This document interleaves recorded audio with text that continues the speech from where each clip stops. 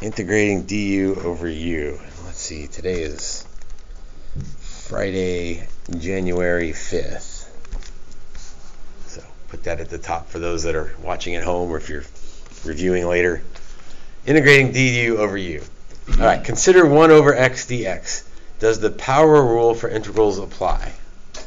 Well, let's see. So that would be the same thing as x to the negative 1 dx. So the power rule says increase the power by 1, divide by the new power. What do you get when you increase negative 1 by 1? 0. So that would mean x to the 0. I'm a little suspicious already. The next part of the power rule is, let's see, increase the power by 1, divide by the new power. Well, the new power is 0. And if I divide by 0, now I'm really got a problem. So the answer, does the power rule apply? No, definitely not, because you get something that doesn't even make sense. So you got to be real careful with this one, and you haven't seen it yet because the power rule doesn't work. Now, we got to figure out what it is. Remember that integration is finding the antiderivative, so we need to think backwards. Actually, we saw this in a warm-up on Wednesday. We need a function whose derivative is 1 over x. Pardon? Natural log. What function's derivative is 1 over x? Well, natural log. So we got to keep our brain really engaged, because when we see x to some power, normally we're thinking power rule. But if it's 1 over x, or x to the negative 1, then the power rule doesn't work. It's just natural log. Natural log of x plus c. Note that can be written, or is often written, as dx over x. It could also be written as x to the negative 1 dx. So those are all the same thing, so they all have the same antiderivative.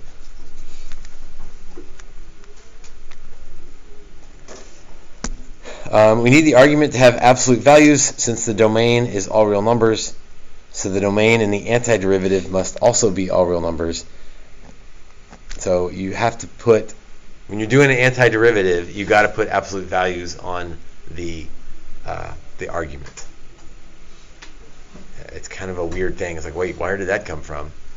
And this tries to explain why.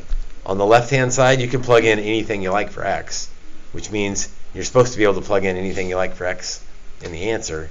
And the only way you could do that is if you put absolute value bars on there. Okay, and then here's the trick. It's like, that's only one rule, right? Like, so what am I going to do? Give you 20 problems that are exactly that?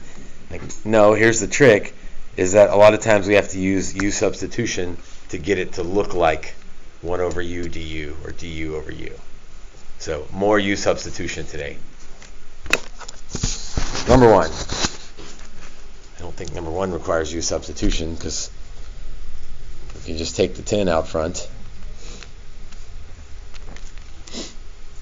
Right, there's still, I think most people are getting comfortable with a number you can slide out, slide in, do it with whatever you like if it's just a number.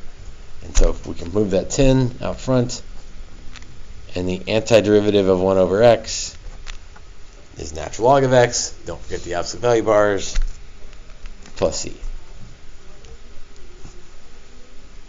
Don't we wish they were all that easy? Number 2, that looks funny. Let's try a u substitution and hope that something like du shows up. Well, it's the very first one, so it'd be cruel to call on somebody, but so I'm not going to. Thought I was going to follow that up with pulling a popsicle stick. Any guesses on what u should be? 5 minus 4x. Like, I mean, there's kind of a hint. Like, we've suggested that we're going to end up with 1 over u du. So let's make the bottom be 5 minus 4x. That way we'll have u in the bottom. And then du, let's see, would be negative 4 dx. So this is another one where that 9 is really not doing anything. Let's move the 9 out front. Let's put a negative 4. Someone in 5th period started using the term spawn just because they didn't like it. It's like, why are we spawning 4s? What is that about? Like, well, we're spawning that negative 4 to make negative 4 dx show up. And he didn't like that you could do that, and I get it. Like, that would be illegal if that's all we did. So if you spawn a negative 4 into the integrand, you got to spawn a 1 over negative 4 outside the integrand. So I like the language of spawning because that's fair. It's like it appears out of nowhere. But it's helpful, and then you got to make the adjustment out front. So there's a negative 9/4 out front, and left inside is now, let's see, the 9's gone. The negative 4 dx is du, and 5 minus 4x is u. And so again, this is the point of view substitution. You go from something that looks crazy to something that is supposed to look easy, or at least straightforward anyway. So negative 9/4, natural log of absolute value of u. I'm going to go ahead and substitute that in on the fly here, plus c.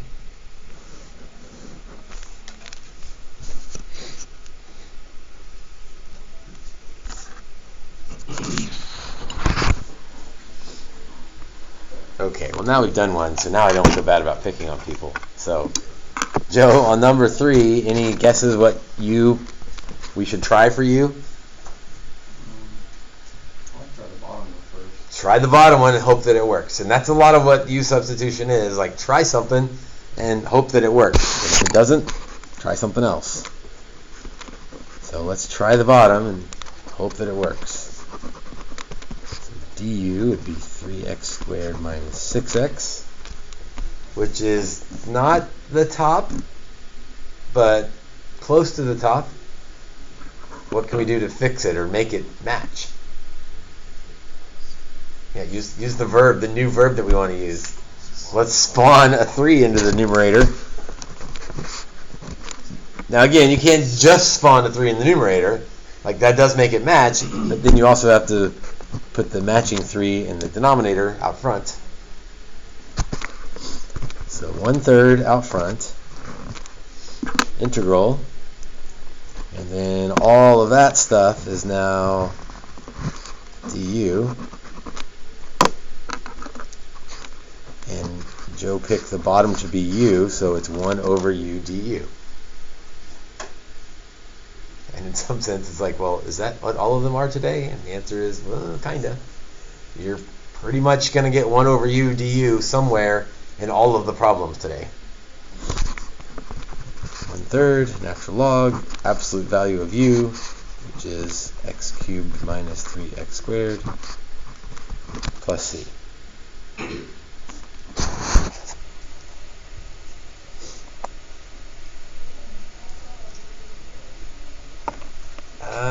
I think that would be the multiple choice answer, but if I wanted to get tricky,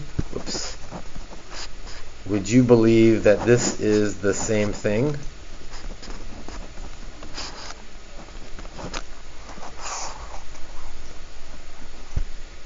You're like, nope, I wouldn't believe that. The properties of logs is that coefficient can become the exponent. And then an exponent of 1/3 is the same thing as a cube root. So no way you would do this on your own, right? Like, this would be the preferred pre-response answer. If they were being tricky, they, like it's someone other than me, if I was inclined to be tricky, I could make that the multiple choice answer. And that, I kind of don't like that, because the only thing that's testing is, do you know the log property that says you can put the 1/3 up as an exponent? But we will use that property later, so I wanted to remind you of it here. Again, no way would anybody go to this format unless they were forced to. You would stop here and be fine. Okay, number 4. Thoughts on number 4? If you try a U substitution, I don't know what you would try. If you tried the bottom, because that's what we've been doing, then du is 2x dx, and not really the top, so that doesn't really do anything. Like, well, maybe let's try the top. X cubed minus 8x. du is 3x squared minus 8. That doesn't really work either, so that didn't help. Long ago, we knew how to do this problem because before we even knew about natural logs, we would do algebra first. So let's just divide both of those by x squared.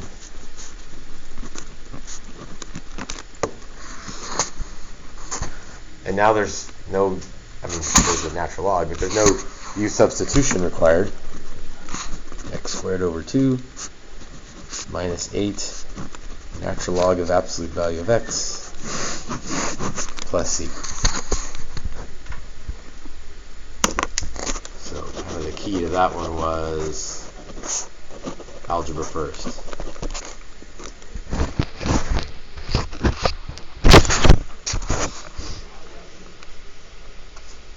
Speaking of algebra first, number 5, and for some reason there's a lot of space for number 5, it suggests maybe there's a lot of work to be had here. U substitution isn't going to work. I'm not going to spin my wheels, but I think you can tell pretty quickly. If you let u be the bottom, then du is just dx, so that doesn't do anything for the top. If you let u be the top, then du is 3x squared minus 2. That doesn't help anything. So the rule for this is if the degree of the top is greater than or equal to the degree of the bottom,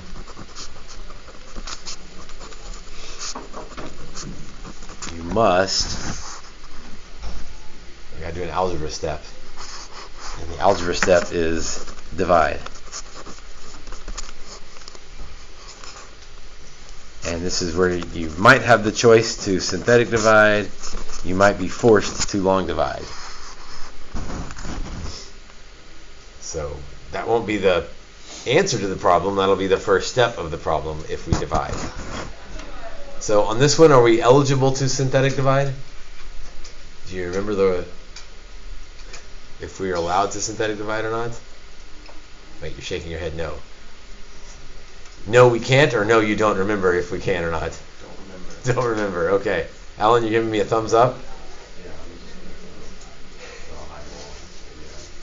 Do you remember?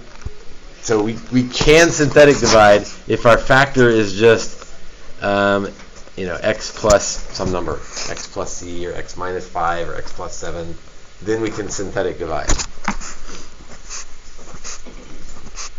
And maybe it's been a bit since you've synthetic divided. Take the coefficients. This one's got a missing x squared term. If I'm dividing by x plus 3, do you remember what number goes out front? What's that? Negative 3. Put a negative 3 out front. And then the process of long dividing. Copy down the 1. Multiply. Add. Multiply. Add. Does that look familiar? It's been a while for long division, or synthetic division, excuse me. Okay, what do I do with those numbers? What does that mean? 1, negative 3, 7, negative 14.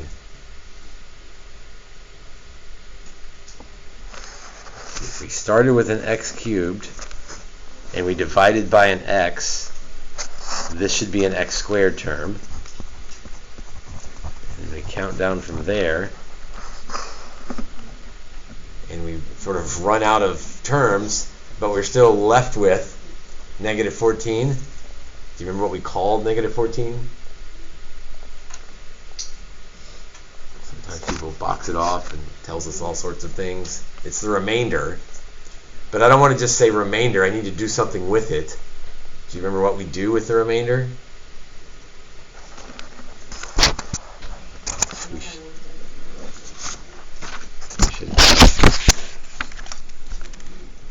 37 divided by 3 problem. So don't write this down. 3 goes into 3 one time. 3 minus 3 is 0. Copy down the 7. 3 goes into 7 2 times. 2 times 3 is 6. We get a 1. So the remainder is 1. That was like the first, when you learned how to divide in 3rd grade. Like, yeah, we had 1 left over. Right? We took 37 buttons and we put them in 3 groups. Each group had 12 and it had 1 button left over. But later you're like, wait a minute. If I was allowed to divide that button up, it would be 12 and 1/3. 12 and the remainder over the divisor. Right? Well, we can do that same thing here. We don't have buttons really, but we got a remainder of 14 over the divisor.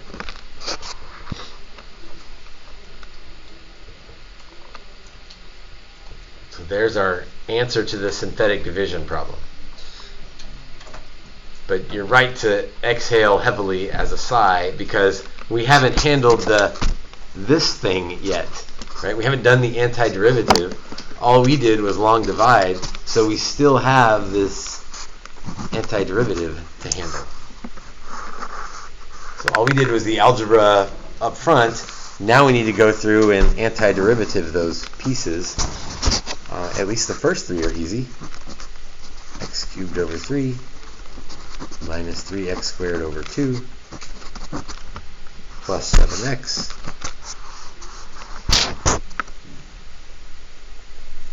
and then we're stuck with this thing. I would put the minus 14 out front. I'm doing this off to the side here. The first time through, you're probably going to do U substitution. And after you do a couple of those, you're going to be like, I don't really need to write that out because that's just natural log of the bottom, x plus 3.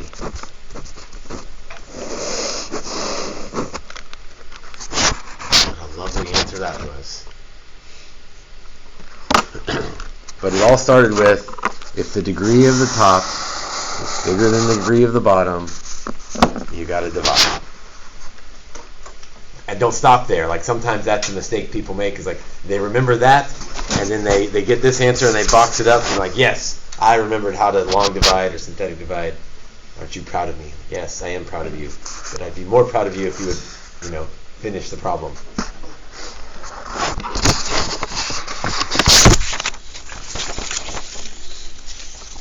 Number 6. There's a lot of space for number 6 there too. If the degree of the top is bigger than the degree of the bottom, we have to divide. Is this one synthetic division eligible?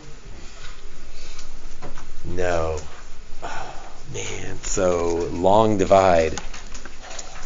So I'm going to put it, let's see, where will I have space to do it?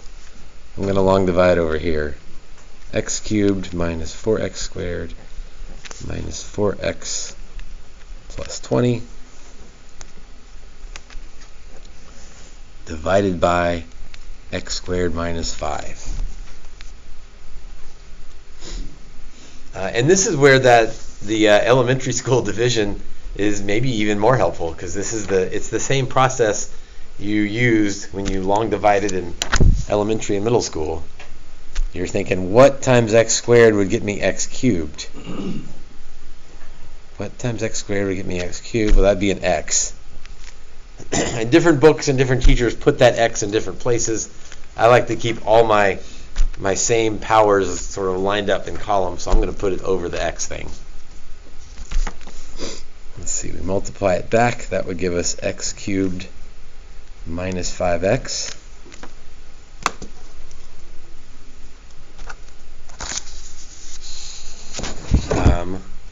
I almost didn't show it on this one. What do we do? What's the step after we multiply it back? What did we do up here? So we subtract it. I can still remember my Algebra 2 teachers singing to us, draw that line and change that sign. So I'm going to draw the line and change the sign. Negative 4x squared plus x, and then we can just bring down the 20. and then do it all again. Right? We just keep doing it until we run out of places to put answers. So something times x squared gets me negative 4x squared. Well, negative 4 seems like a good bet. So negative 4x squared plus 20. That's convenient. Draw the line, change the signs. The first thing always cancels out. Like, that's why you picked what you picked to multiply by, is to make that lead one cancel. So that one should cancel. And then there's an x left. The 20 minus 20 goes away. And so we have a remainder of 20, or a remainder of x, or we say x over x squared minus 5. Okay. Again, all of that is the algebra. We haven't done the calculus yet. So we want to now take the integral of x minus 4 plus x over x squared minus 5 dx.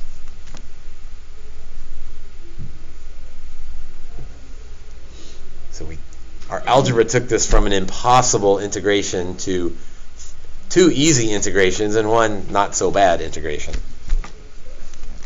X squared over 2 minus 4x. I don't know. Some of you may be to the point where you don't even write the u substitution for this one. I'm going to write it because we're probably not there yet for everybody. If I let the bottom be x squared minus 5, then the top is 2x dx. And then I can spawn a 2 to make it work and put a 1/2 out front. So I end up with 1/2 natural log x squared minus 5.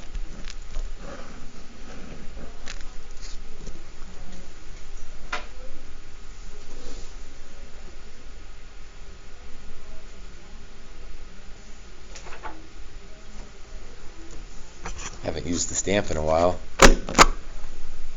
right? Like, the calculus part of that wasn't too bad. The algebra part was this long division stuff that we haven't done in forever.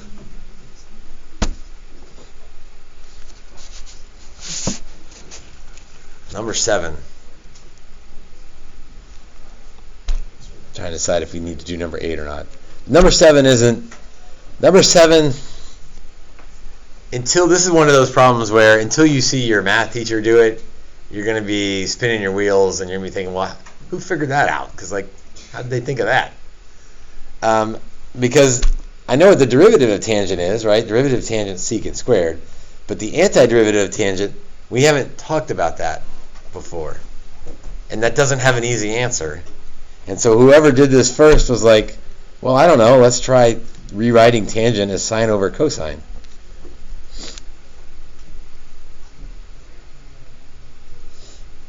Maybe that would help. Especially if we then recognize that, wait a minute, if I let u be the bottom, then du is, well, almost the top, negative sine of x dx. So we're close, so we can spawn a negative sign. I'm going to use that word for the rest of my teaching career.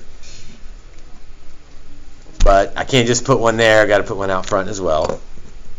So now I've got negative antiderivative of, okay, all of that is du. And we let cosine be u, so in place of cosine we put u. And there we go. For the 7th time today, we've got the integral of 1 over u du. So that's natural log of u plus c.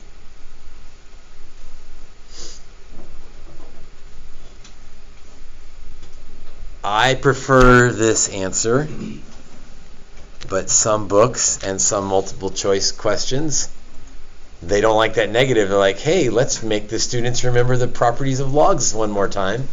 And if we put the negative up as a power, we'd have cosine to the negative 1, which is 1 over cosine, which is secant.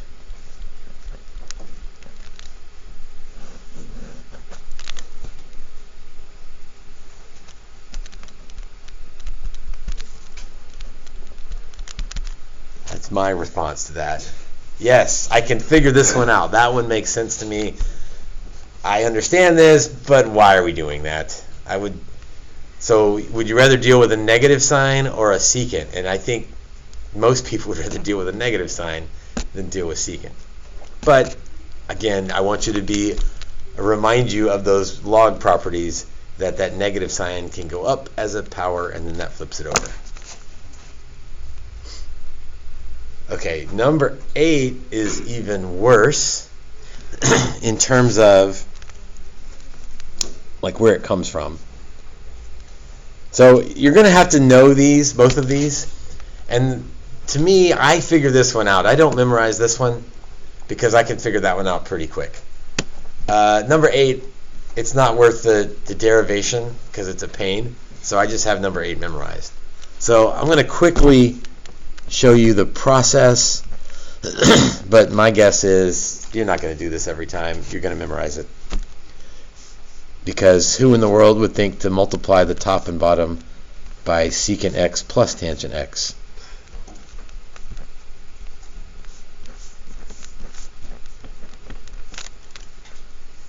I mean, completely legal. There's another spawn there. Multiply the top and bottom by the same thing. Completely okay. Let's see, that would give us secant squared x plus secant x tangent x in the top, secant x plus tangent x in the bottom.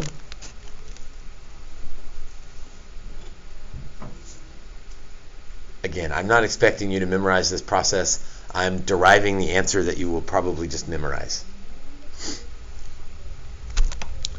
If we let u be the bottom, this is why it's in this section. If we let u be secant of x plus tangent of x, then the magic starts to happen. Because, Leo, let me ask you something you're supposed to know. What's the derivative of secant? Good. Anders, what's the derivative of tangent? Mm-hmm. So it is secant squared.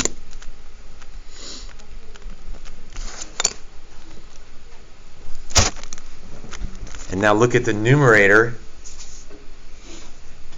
of our integrand. It's like, what kind of magic is this? That all matches up. So we've got the integral of du over u. So natural log, absolute value of u, which was secant of x plus tangent of x.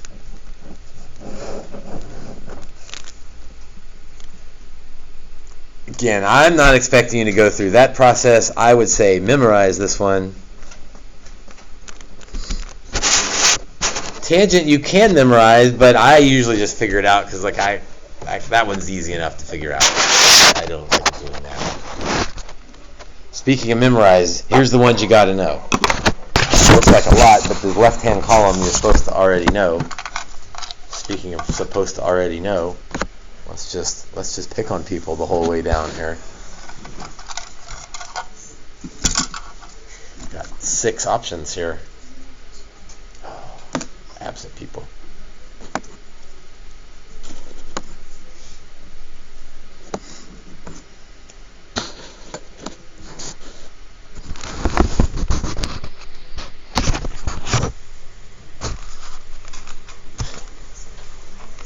Give everybody a minute to check with their neighbor to make sure they know what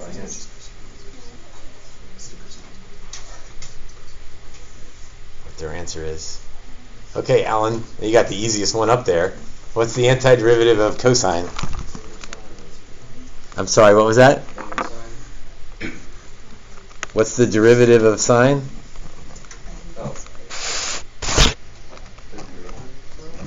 The derivative of sine is positive cosine. So I don't need that to be negative. But I'm glad you brought it up because, Kira, what's the antiderivative of sine? Good, negative cosine.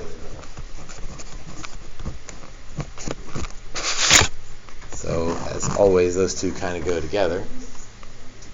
All right, Brandon, what is the antiderivative of secant squared? What function has a derivative of secant squared?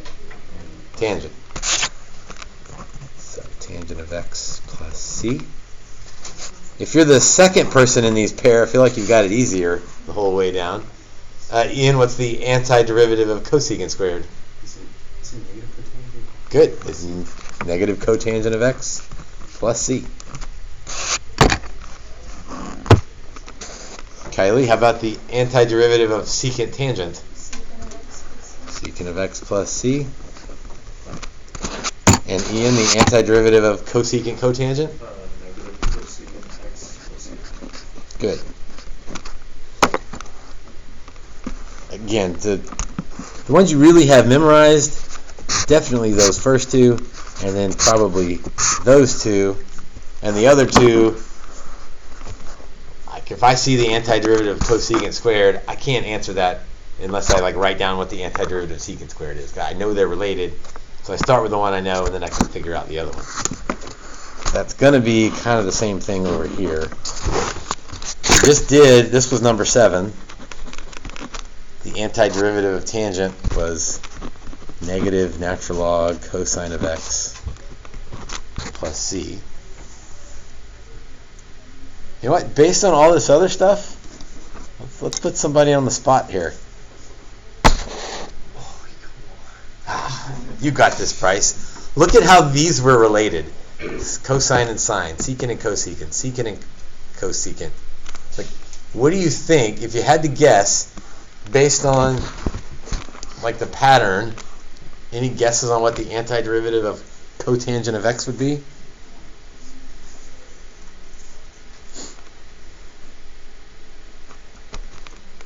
What do you notice about? Is it natural log of sine? It is exactly that, natural log of sine of x. All right, so the cosine and the non-cos, the co and the not co trade, and you get a negative thrown in there. So this is another one where, memorize this one, and then you use the trig patterns to come up with the other one. Antiderivative of secant, that's the one we did on number 8. So that one's kind of a pain. Natural log of secant of x plus tangent of x plus c. That one we memorize, but after we have that one memorized, Tyler, we can figure out the other one because we know the pattern. So what do you think? It's cosecant cotangent. Negative. Yes. Negative. So negative natural log cosecant of x plus cotangent of x. Yes. Said things in a little bit out of order there, but yes, I bet you wrote it down right. So those are, again, you should know the 6 on the left. So there's 2 new ones to learn, and then 2 that sort of pair with the 2 new ones. Again, I don't really ever memorize tangent. I know that how to get there is sine over cosine, and then I can figure it out. This one I memorized because I don't want to go through all that to figure that out. Okay, but let's don't lose sight of the main thing today. Almost all the problems, somewhere you get 1 over u du, which is the natural log of u, plus that is the big deal for today. All right, let me give you worksheet 3. Looking at number 6. What a mess. Any guesses on what we should try for u? It's sort of like when in doubt today, try the bottom and see if it works, because then you'll have u in the denominator. So let's try the denominator and see if we end up with du over u.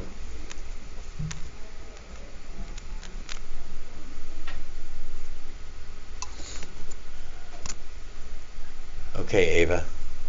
I gave you u, but I bet you can get du. What's the derivative of... We'll go one piece at a time. What's the derivative of 1? That's a good answer. 0. Nothing. How about the derivative of e to the negative x? It's partially e to the negative x, but that's not all it is. Yes. She knew what I meant when I pointed to the Tootsie Roll Pop, the chain roll. Okay, so, that's good news, because the top, well, we'll have to spawn a negative sign here.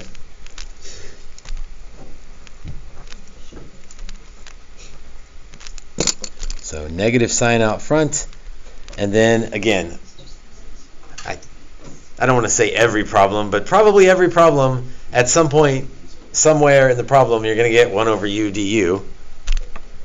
So natural log, absolute value, 1 plus e to the negative x plus c.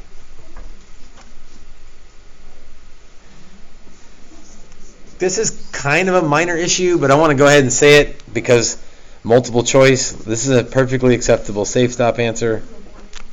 I'm not going to put that negative up there and flip over. I could, but I'm not going to. What I am going to say is that I don't need the absolute value bars for this particular problem. Do you know why? Yeah, e to something is never going to be negative, so I don't need them on there. This thing's always going to be positive anyway. So it's perfectly fine to leave this as an answer. Multiple choice would probably be this. And if you had this on your paper and you started looking at the answer choices, you'd probably look at this one and be like, well, I guess that one's it, because it's close, right? And you'd be right. But the reason is, if what's inside is positive, always, then you don't need the absolute value bars. But it wouldn't be wrong to leave them, so it's not that big a deal. But multiple choice is going to remove them if you don't need them. On 12, just a hint, I'd say do trig first. Maybe even put everything in terms of sines and cosines and see what happens. And then after that, I feel like it's not bad after that. The last 4, we didn't do any of these type, but it's a combination of the u 1 over u du, but with, don't forget to change the limits. So that one extra step of top minus bottom.